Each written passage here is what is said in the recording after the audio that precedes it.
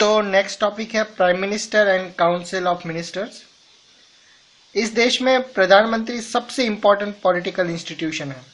फिर भी prime minister के लिए कोई भी डायरेक्ट इलेक्शन नहीं होता। प्रेसिडेंट प्राइम मिनिस्टर को अपॉइंट करते हैं, लेकिन प्रेसिडेंट अपनी मर्जी से किसी को प्राइम मिनिस्टर अपॉइंट नहीं कर सकते।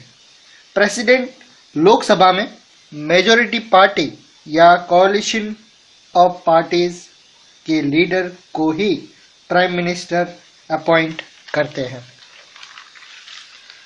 अगर किसी एक पार्टी या कोalition को मेजॉरिटी हासिल नहीं हो तो प्रेसिडेंट उस व्यक्ति को प्रेसिडेंट के रूप में अपॉइंट करता है, जिसे हाउसेज में यानी कि सदन में मेजॉरिटी हासिल होने की संभावना, उसकी पॉसिबिलिटी होती है।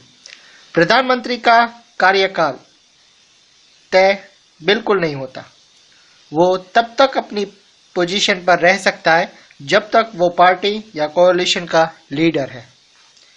प्राइम मिनिस्टर को अपॉइंट करने के बाद प्रेसिडेंट प्रधानमंत्री की सलाह पर दूसरे मिनिस्टर को अपॉइंट करते हैं। मिनिस्टर्स यूजुअली पार्टी या कोalition के होते हैं जिसे लोकसभा में मेजॉरिटी हासिल हो। प्रधानमंत्री मिनिस्टर्स को चूज करने में फ्री होते हैं, बशर्ते वो पार्लियामेंट के मेंबर्स हो। कभी कभी ऐसे लोगों को भी, ऐसे व्यक्ति को भी मिनिस्टर बनाया जा सकता है जो पार्लियामेंट का मेंबर ना हो, लेकिन उस व्यक्ति को मंत्री बनने के 6 महीने के अंदर पार्लियामेंट के दोनों हाउसेस में से किसी एक का मेंबर अपॉइंटेड होना जरूरी है। काउंसिल ऑफ मिनिस्टर्स उसका सरकारी नाम है जिससे सारे मंत्री होती है। इसमें यूजुअली डिफरेंट रैंक से 6 से 8 मंत्री होते हैं। Cabinet ministers usually ruling party या कोalition की पार्टी के टॉप लेवल लीडर्स होते हैं। ये मेजर मिनिस्टर्स के प्रभारी होते हैं। Cabinet minister council of minister के नाम पर फैसले करने के लिए मीटिंग करते हैं। इस तरह कैबिनेट काउंसिल ऑफ मिनिस्टर्स का इंटरेस्टिंग या इनरिंग होता है, जिसमें करीब 20 मिनिस्टर्स होते हैं। Ministers of state with independent charge usually smaller minister के प्रभारी यानी कि इंचार्ज होते हैं। वो विशेष रूप से इनवाइट किए जाने पर ही कैबिनेट मीटिंग्स में पार्टिसिपेट करते हैं। मिनिस्टर ऑफ स्टेट्स अपने विभाग के कैबिनेट मिनिस्टर्स से जुड़े होते हैं और उनकी मदद करते हैं। क्योंकि सारे मंत्रियों के लिए रेगुलरली मिलकर हर बात पर डिस्कस करना प्रैक्टिकल नहीं है, लिहाजा फैसले कैबिनेट मीटिंग में ही किए जाते हैं। इसी वजह से ज्यादातर देशों ने पार्लियामेंट्री डेमोक्रेसी को सरकार का कैबिनेट रूप कहा जाता है। कैबिनेट टीम के रूप में काम करती है। मंत्रियों के व्यूज एंड ओपिनियंस अलग हो सकते हैं, लेकिन सबको कैबिनेट के फैसले की जिम्मेदारी लेनी होती है। भले ही कोई फैसला किसी दूसरी मिनिस्ट्रीज या डिपार्टमेंट का हो, लेकिन तो भी मंत्री सरकार के फैसले की खुलेआम आलोचना नहीं कर सकता। हर मंत्रालय में सेक्रेटरीज होते हैं जो सिविल सर्वेंट्स होते हैं। ये सेक्रेटरीज फैसला करने के लिए मंत्री को जरूरी बैकग्राउंड इंफॉर्मेशन प्रोवाइड कराते हैं। टीम के रूप में कैबिनेट की मदद कैबिनेट सेक्रेटरीट करता है। उसमें कोई सीनियर सिविल सर्वेंट्स शामिल होता है जो डिफरेंट मिनिस्ट्रीज के बीच कोऑर्डिनेट करने की कोशिश करते हैं। नेक्स्ट टॉपिक है powers of prime minister. Constitution में प्राइम मिनिस्टर या मंत्रियों के पावर्स या एक दूसरे से उनके रिलेशनशिप के बारे में बहुत कुछ नहीं कहा गया, लेकिन सरकार के हेड के नाते प्रधानमंत्री के वाइड रेंजिंग पावर्स जरूर होते हैं। वो कैबिनेट की मीटिंग की अध्यक्षता करते हैं, वो हेड होता है उसका। वो डिफरेंट डिपार्टमेंट के कार्य का, उसके कामों का समन्वय करता है। डिपार्टमेंट के मामले में उसका फैसला अंतिम यानी कि फाइनल माना जाता है। वो वेरियस विभागों की सामान्य निगरानी करता है। सारे मंत्री उसके अंडर काम करते हैं। प्रधानमंत्री मंत्रियों को काम का डिस्ट्रीब्यूट और रीडिस्ट्रीब्यूट करता है।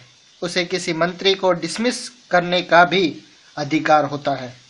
जब प्रधानमंत्री अपना पद छोड़ता है तो पूरी मिनिस्ट्री इस्तीफा दे देती है।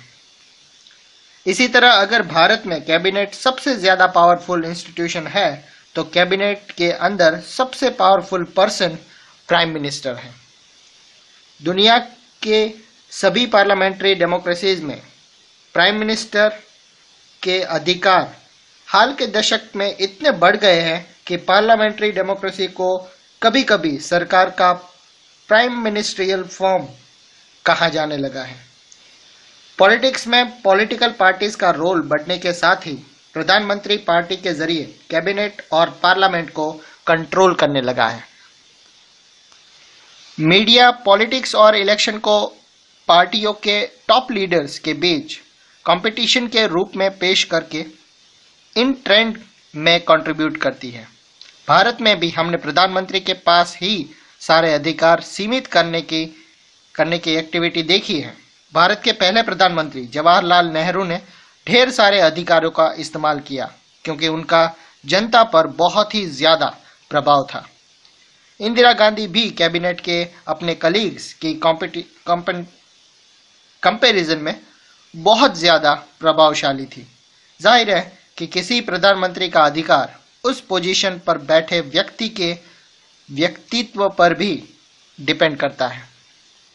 However, in recent years, Bharat में कोalition पॉलिटिक्स, गठबंधन की राजनीति या सरकार के उभार से प्रधानमंत्री के अधिकार कुछ हद तक कंट्रोल हुए हैं। कोalition गवर्नमेंट का प्रधानमंत्री अपनी मर्जी से फैसले नहीं कर सकता।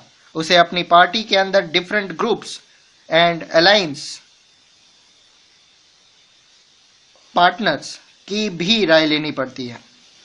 इसके अलावा उसे कोalition पार्टनर्स के साझीदारों और दूसरी पार्टीज के व्यूज एंड पोजीशन को भी देखना होता है।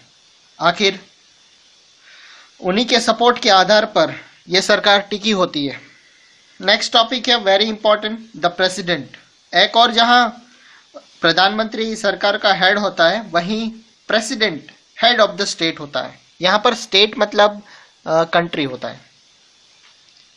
हमारी पॉलिटिकल सिस्टम में हेड ऑफ द स्टेट केवल नाम के ही अधिकारों का उपयोग करता है।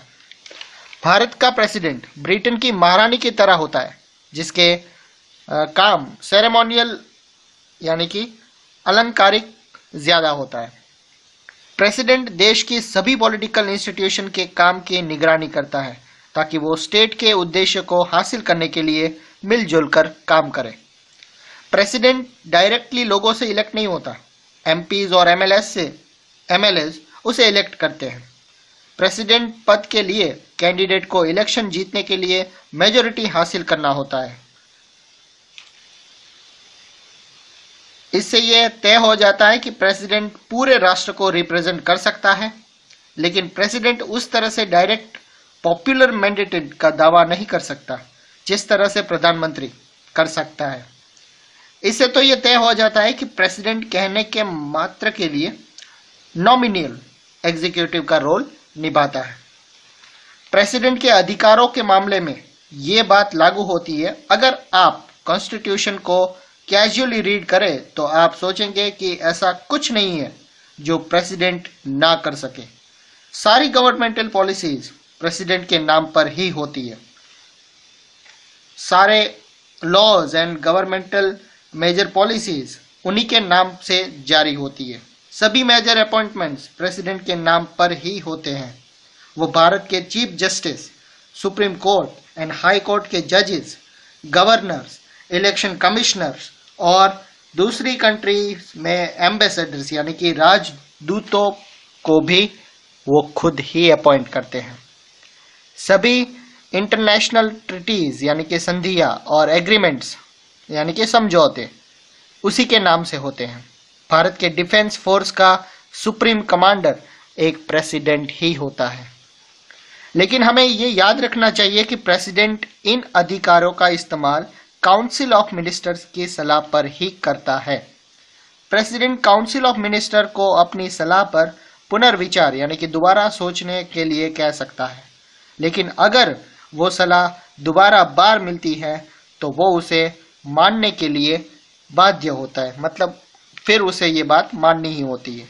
इसी तरह पार्लियामेंट द्वारा पास किया हुआ कोई भी बिल प्रेसिडेंट की मंजूरी के बाद ही एक लॉ बनता है। अगर प्रेसिडेंट चाहे तो कुछ टाइम के लिए उसे रोक सकता है, वो बिल पर दोबारा सोचने के लिए पार्लियामेंट में वापस भेज सकता है, लेकिन अगर पार्लियामेंट दोबारा बिल पास करती है तो उसे उस पर साइन करना ही पड़ेगा। तो आप सोच रहे होंगे कि प्रेसिडेंट करता क्या है, क्या वो अपने आप से भी कुछ कर सकता है? एक इंपॉर्टेंट चीज है जो उसे अपने आप से करनी चाहिए, वो प्रेसिडेंट का अपॉइंटमेंट है। जब कोई पार्टी या अलायंस इलेक्शन में मेजोरिटी हासिल करती है तो प्रेसिडेंट के पास कोई ओपिनियन नहीं होता या कोई ऑप्शन नहीं होता। उसे लोकसभा में मेजोरिटी पार्टी वाली या अलायंस के नेता को नियुक्त यानी कि अपॉइंट करना होता है, जो उसकी राय में लोकसभा की मेजोरिटी जुटा सकता है। ऐसे मामले में प्रेसिडेंट न्यूली अपॉइंटेड मिनिस्टर से एक निर्धारित समय के लिए अंदर ही लोकसभा में मेजोरिटी साबित करने के लिए वो कह सकता है।